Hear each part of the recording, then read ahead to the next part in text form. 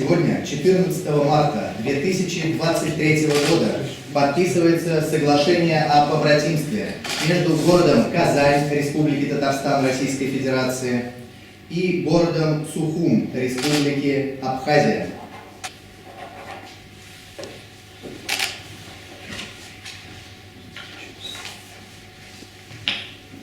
Соглашение подписывают мэр города Казани Ильсур Раисович Медшин, глава администрации города Сухум Беслан Федорович Эшбак.